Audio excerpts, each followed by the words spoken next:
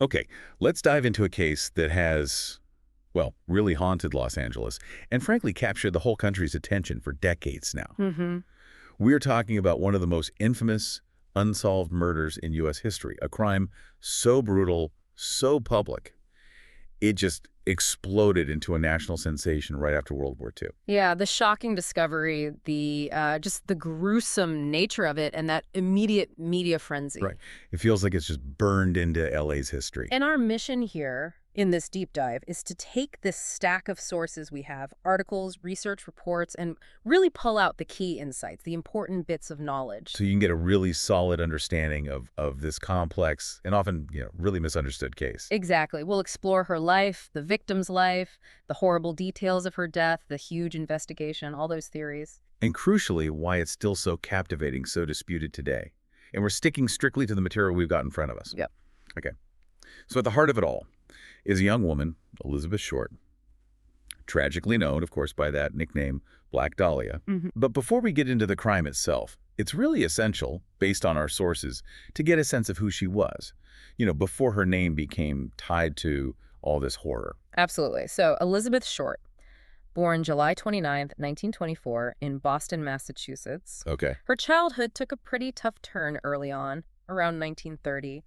Her father's car was found abandoned. Oh, wow. Yeah, and the family assumed he died. So her mother raised Elizabeth and her four sisters basically alone, working as a bookkeeper. And the sources mention health problems, too. Asthma. Yeah, bronchitis and severe asthma. Yeah. Big enough problems that doctors suggested she spend winters somewhere milder. Which is why she ended up in Florida. Exactly, Miami over several winters. It seems this also played a part in her dropping out of Medford High School. Didn't finish high school then. No. Yeah. And then a really big shift happened in late 1942. She's 18, Right. and she finds out her father, the one they thought was dead, he's actually alive in California. No way. So she went out there. She did move to Vallejo to live with him, but according to the sources, it didn't go well. Arguments. And she moved out pretty quickly, by January 1943. Okay, so she's on her own in California at 18, 19. What then? Well, she seems to have moved around quite a bit, took a job near Camp Cook, that's Vandenberg Space Force Base now. Right. Lived for a bit with an Army Air Force sergeant, but sources say he was abusive. Oh, that's rough. Yeah. Then she moved to Santa Barbara, and that's where she had a run-in with the law. Arrested September 23, 1943. Underage drinking. And that's significant Because that's when her fingerprints were taken and filed, a detail that becomes, incredibly important later. Wow. Okay. So what happened after the arrest? Juvenile authorities sent her back towards Massachusetts, but she actually ended up back in Florida instead. Okay. And there she met Major Matthew Michael Gordon Jr., an Army Air Force pilot. Ah, romance. It seems so. Sources say he proposed after he was injured in a plane crash. She accepted. But there's a but coming, isn't there? Yeah. Tragically, he died in a second plane crash, August 1945. Just devastating. Oh my God. So she lost her fiance. Then what? By July 1946, she heads back to the West Coast, Los Angeles this time. Why LA? Sources say she was initially visiting an acquaintance from Florida, an Army Air Force lieutenant named Joseph Gordon Fickling, who was stationed down in Long Beach. Got it. So she spent her last 6 months basically living in and around LA, worked as a waitress for a while, rented a room behind the Florentine Gardens nightclub in Hollywood. And the whole aspiring actress thing, that's widely reported. It is, but the sources we have are clear. There are no known acting credits, no actual acting jobs mentioned during her time in LA. Huh. So maybe more of an aspiration than a reality at that point. Seems that way. The picture from the sources is, a young woman who'd faced loss, moved around a lot, maybe looking for something, opportunity perhaps. But hadn't quite found her footing in Hollywood before, Yeah. well, before the end. Exactly. And that really brings us to the period just before the crime, her last known movements, which are kind of disputed, aren't they? Very much so. The sources state that on January 9th, 1947, she got back from a trip to San Diego. She was with Robert Red Manley, a married salesman she'd apparently been seeing. Okay. Manley told the police he dropped her off at the Biltmore Hotel, downtown LA. said she was meeting her sister who was visiting from Boston. But there's doubt about that Biltmore sighting. Yeah, the sources highlight uncertainty. Some early reports said Biltmore staff saw her, maybe using a phone. She was supposedly seen later at the Crown Grill cocktail lounge nearby. But the source material points out a specific dispute that the Biltmore sighting wasn't even mentioned in the very first news reports. So even her last confirmed steps are murky. Right from the start, yeah, it's unclear. And then the discovery. January 15th, 1947, Mm, in the morning, a vacant lot in Leimert Park. yeah. And the scene was just horrific. The sources describe the body being completely cut in half at the waist. A bisection. Hemicorporectomy, is that the term? That's the medical term, yeah. Cut clean through. And the body had been drained of blood, skin was pallid, white. When did they think it happened? Initial estimates put the time of death about 10 hours prior. So sometime in the evening of January 14th, or very early morning on the 15th. And there was evidence the killer cleaned the body. Apparently, yes. It seemed like the body had been washed before being left there. The mutilations, too. They were specific, deliberate. Incredibly so. Her face was slashed, corner of the mouth up towards the ears, that Glasgow smile, as it's sometimes called. God. There were cuts on her thighs, her breasts, places where flesh had actually been removed. And the body was posed. Yeah. The lower half was about a foot away from the upper half. Her intestines were tucked neatly under her buttocks, hands over her head, elbows bent, legs spread. Very staged. Just nightmarish. What else did they find at the scene initially? Well, Aggie Underwood, the reporter, got those famous photos. Notes also mention a heel print near some tire tracks and a cement sack nearby that had watery blood on it. Okay, let's shift to the autopsy. What did the medical examination find? Performed the next day, right? January 16th? Right, by Dr. Frederick Newbar, the LA County coroner. His report, as detailed in the sources, gives us the physical description. 5'5", 115 pounds, light blue eyes, brown hair. And her teeth. Yeah, noted as badly decayed. Significant finding. And the injuries. He documented ligature marks from binding on her ankles, wrists, and neck, lacerations, deep cuts on her right breast, forearm, upper arm, chest. And the facial cuts. Measured them. 3 inches on the right, 2.5 on the left. And the bisection. Very precise, between the second and third lumbar vertebrae, lower back. And the autopsy suggested when that happened. Yes. Crucially, the notes mentioned very little bruising along that cut line. That suggested it was probably done after she was dead, post-mortem. Okay. Any other major injuries? There was another long cut running from her navel down to her pubic area. So what did they determine was the actual cause of death? Based on the reports in our sources, it was hemorrhaging from those severe face lacerations and shock from blows to her head and face. Blows to the head. Was her skull fractured? No, the skull wasn't fractured, but there was bruising found on her scalp and a small amount of internal bleeding around the brain, subarachnoid bleeding. And what about evidence of sexual assault? That often comes up. The autopsy noted her anal canal was dilated, which suggested possible assault. But sperm samples came back negative. Okay. And the rumors about her uterus or pregnancy? Right. The report did mention a small uterus. And the sources stress this, the autopsy did not say this was a defect preventing intercourse. It didn't say she was infertile or abnormal. And definitely not pregnant. Definitely not pregnant. That was confirmed by the autopsy, despite later rumors. So the autopsy, while grim, provided very specific medical facts. It ruled some things out, confirmed others. Mm-hmm. How did they identify her so quickly then?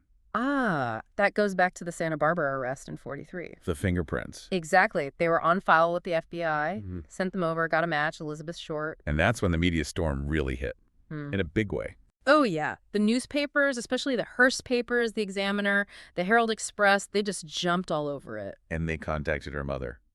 Before even telling her Elizabeth was dead. According to the sources, yes. Reporters from the Examiner apparently called her mom in Boston, pretended Elizabeth had won a beauty contest just to get personal detail. That's pretty predatory. It was criticized heavily. Then they broke the news of the murder. They even paid for her to fly to LA, but reportedly kept her away from other reporters to protect their exclusive. Wow. And the reporting itself. Highly sensationalized, they exaggerated things, described her clothes in suggestive ways, like calling her black suit a tight skirt and a sheer blouse. And the nickname, Black Dahlia, where did that come from? The sources mention a few possibilities. It's disputed. Maybe drugstore patrons near where she hung out, maybe a connection to the movie The Blue Dahlia, which was out around then. Or maybe her clothes? Some suggested she liked sheer black clothes. Or maybe it was just coined by journalist Bevo Means, Aggie Underwood, Jack Smith are names mentioned. Wasn't there another early nickname? Yeah, the Herald Express initially called it the werewolf murder. Didn't stick, obviously. No. But the press definitely framed it early on, calling her an adventuress, calling the crime a sex fiend slaying, setting a narrative. So the investigation kicks off under this intense spotlight. Then the killer contacts the press. Right. Just days later, January 21st, someone claiming to be the killer calls James Richardson, the editor at the Examiner. What do you say? Complimented their coverage, actually, and said he'd send some of her belongings, souvenirs, he called them. And did he? He did. January 24th, the Examiner gets a packet in the mail. The envelope address was made from words cut and pasted from newspapers. Creepy. What was inside? Her birth certificate, some business cards, photos, scraps of paper with names, and an address book. An address book. Whose? It had the name Mark Hansen embossed on the cover. And the packet itself. Any clues there? Big one. According to our sources, it had been wiped clean with gasoline, just like they believed Short's body had been. Suggesting it really was from the killer. Police strongly believe so, yeah. But frustratingly, any partial fingerprints they might have lifted from the items were apparently compromised during handling and transit. Ugh. And wasn't something else found around the same time? Yeah, same day. Her handbag and one black suede shoe turned up in a trash can in an alley not too far from Norton Avenue where the body was found. Also wiped clean. Also wiped clean with gasoline, destroying potential evidence again. So the address book points to Mark Hansen. Who was he? A wealthy LA figure, owned nightclubs, theaters, and sources confirm Elizabeth Short had stayed at his home for a time with some other young women. So he's an immediate suspect. Naturally, a friend of Short's, Ann Toth, even suggested him, telling police Short had recently turned down his advances. But he was cleared. Eventually, yes. Based on the sources, investigators cleared him. What about Robert Red Manley, the last guy known to see her? Thoroughly investigated, too. Our sources say he passed several polygraph tests, lie detectors. So he was cleared as well. Mm-hmm. And another name from Hansen's book, Martin Lewis, an acquaintance of Short's, he had an alibi, was in Portland, Oregon during the murder. Cleared. This investigation sounds massive at the start. It was huge. Sources say 750 investigators initially, LAPD, the Sheriff's Department, even the State Patrol. What were they doing? Searching everywhere. Storm drains, abandoned buildings, sections of the LA River, trying to find anything. The murder weapon, more belongings. Any luck? No, nothing significant turned up from those searches. Was there a reward offered? Yep. City Councilman Lloyd G. Davis put up $10,000, which, back then was a fortune, over $140,000 today. Did that help? Or just muddy the waters? Mostly the latter, it seems. It Yeah. definitely brought in a flood of confessions, over 60 right at the beginning, mostly men. Were any of them credible? Police dismissed most pretty quickly as false, impossible. Some people were even charged with obstruction for wasting time. And that number grew over the years. Oh, yeah. Sources say over 500 confessions in total over the decades, many easily disproven. So despite all this initial activity, the case started to stall pretty quickly. It did seem to lose momentum.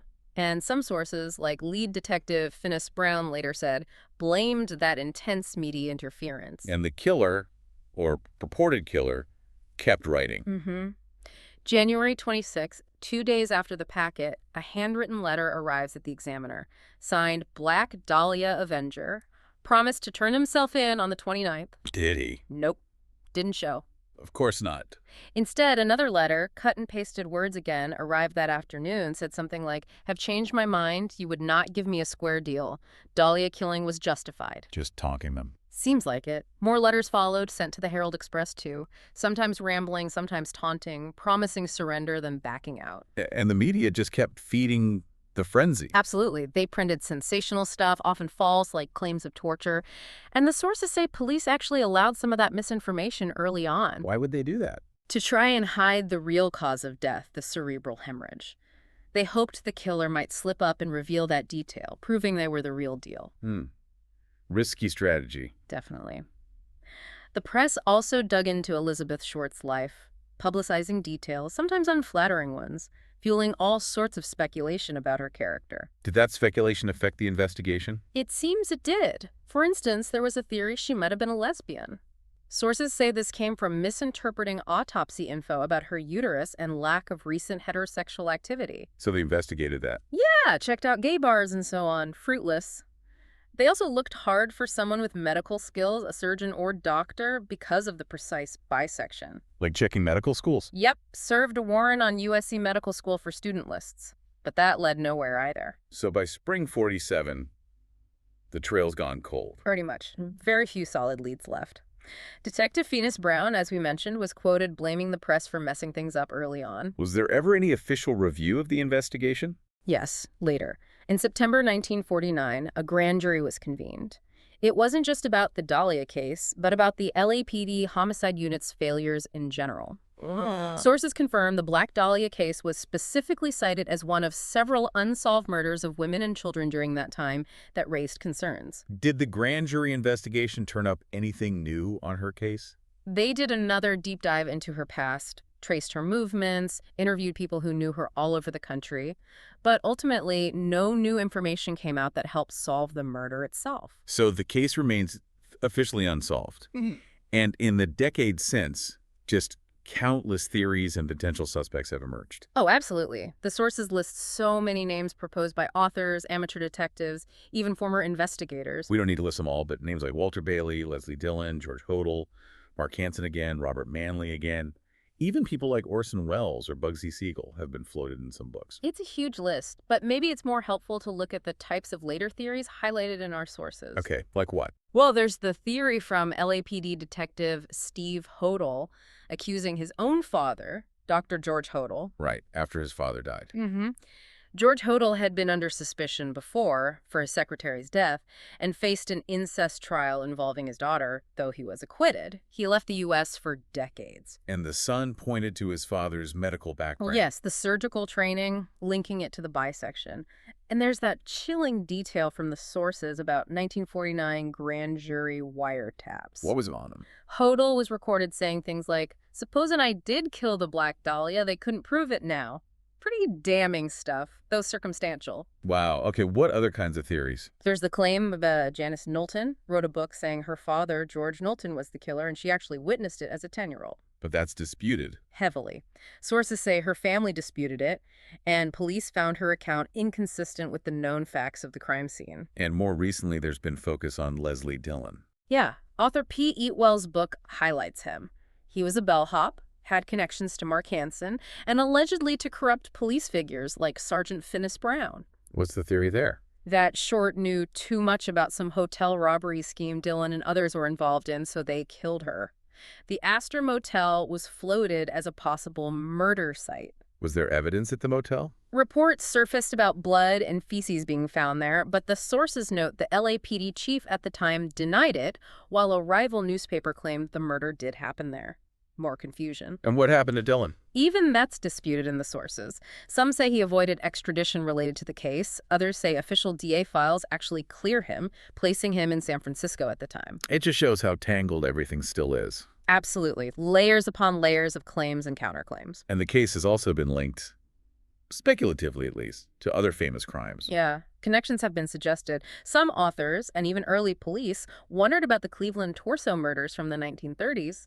Elliot Ness investigated those. Did LAPD look into that seriously? Sources say they did in 1947, but discounted it. Though interest in one Cleveland suspect, Jack Anderson Wilson, was briefly renewed much later before he died. What about the lipstick murders in Chicago? Suzanne Dagnan in 46. That link has also been proposed by some authors, and even an LAPD Captain Donahoe reportedly believed there was a connection. What was the basis for that? Cited evidence includes things like the location Short's body found on Norton Avenue near a Degnan Boulevard in L.A., and alleged handwriting similarities between the Avenger notes and the Degnan ransom note. Similarities like? A mix of uppercase and lowercase letters, a peculiar shape to the letter P, one specific word matching. But, William Aarons was convicted of the Degnan murder, though he later claimed he was tortured into confessing. It's also really important, isn't it, to place the Black Dahlia case in the context of what else was happening in L.A. at the time. Absolutely critical. Our sources make it clear this wasn't an isolated incident in terms of violence against women. Between roughly 1943 and 1949, there were over a dozen unsolved murders of young women in L.A. Many involved sexual mutilation. The lone woman murdered. Exactly. Authorities at the time even suspected a single killer might be responsible for some of them. That 1949 grand jury looked into this pattern. Are there specific cases mentioned in the sources that seem similar? Yeah, several. Ora Murray, Georgette Bauerdorf, her case also involved killer notes sent to the media. Jean Nettie, French, found with lipstick writing on her body. Some read it as BD, like Black Dahlia. Wow. And others like Evelyn Winters, Dorothy Montgomery, Laura Trelstad, Rosenda Mondragon, Lillian Dominguez, Gladys Kern, Louise Springer, Mimi Boomhauer, and the disappearance of Jean Spangler in 1949. So, while Elizabeth Short's murder became the most famous, the pattern was broader. Tragically, yes. It highlights a really dangerous period for women in post-war Los Angeles. And all that public and press involvement, as we've touched on, it really complicated things from day one, didn't it? Leading to this mix of fact and fiction. Undeniably, it created this complex, often contradictory narrative.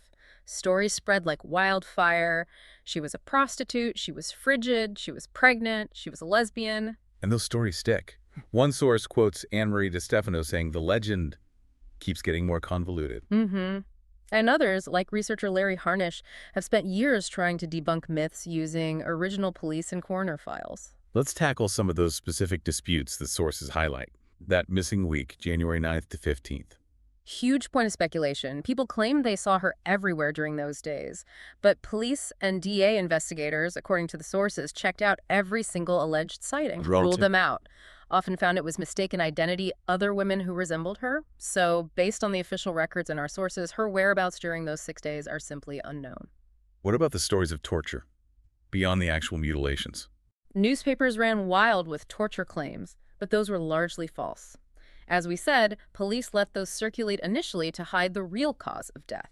So claims of cigarette burns, for example. Not in the official autopsy report detailed in our sources. No mention of burns. And that really grotesque story about forced consumption of feces. Yeah, that appeared in John Gilmore's book, supposedly from a coroner source.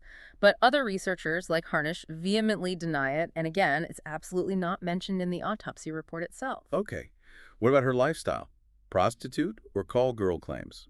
That comes up constantly. But sources referencing the original grand jury investigation state they found zero evidence she was involved in prostitution. Where did that rumor start then? One source suggests it might have gained traction from John Gregory Dunn's fictional novel, True Confessions. Yeah. But in terms of evidence, the sources say it's just not there. Her sex life overall is presented with conflicting claims, but not confirmed prostitution. And that persistent rumor about a physical abnormality, infantile genitalia. Right.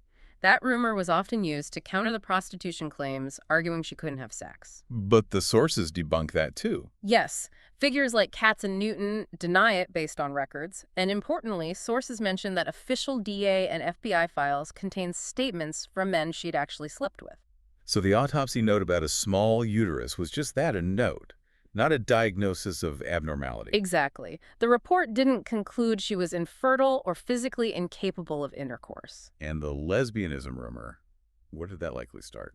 Sources trace it probably to a reporter misunderstanding something a deputy coroner said about her not having sex with men due to the small genitalia finding. The reporter apparently leaped to the conclusion she must have been having sex with women. Leading to those dead-end investigations of gay bars. It really shows how easily whispers and misinterpretations become treated as facts when there's so much public attention and so few solid answers. So despite it all, the lack of a solution, the theories, the myths, this case has left a definite mark, a lasting legacy. It has. Elizabeth Short herself is buried up in Oakland at Mountain View Cemetery. Her mother actually moved nearby later in life to be closer to the grave. And the crime had actual legal consequences. It did. Prompted by the sheer horror of the murder, California State Assemblyman C. Don Field introduced a bill just weeks later, in February 1947. What did it do? It led to California creating the very first mandatory sex offender registry in the United States. The public outcry really pushed lawmakers to act. Wow, I didn't know that connection. Yeah, direct result. And culturally, it's just remained infamous. Absolutely. Consistently cited as one of the most brutal, most culturally enduring unsolved crimes. Time magazine listed it as one of the world's most infamous unsolved cases. Which explains all the adaptations, books, TV, movies. Countless. Though it's important to remember, as the sources point out, these are often highly fictionalized. James Ellroy's famous 1987 novel, the 2006 movie with Mia Kirshner. They use the name and some details, but stray far from the known facts. So the story grabs people, but the fiction often overshadows the reality. Very much so. Okay, so we've really gone deep here. We've looked at Elizabeth Short's life, piecing it together from the sources. We've covered the shocking crime scene details, the autopsy findings. A massive initial investigation that just hit dead ends, the weird communication from the supposed killer. All those suspects and later theories, like Hodel or Dillon. Yeah. And putting it in that crucial context of the other lone woman murders happening at the time. Mm-hmm.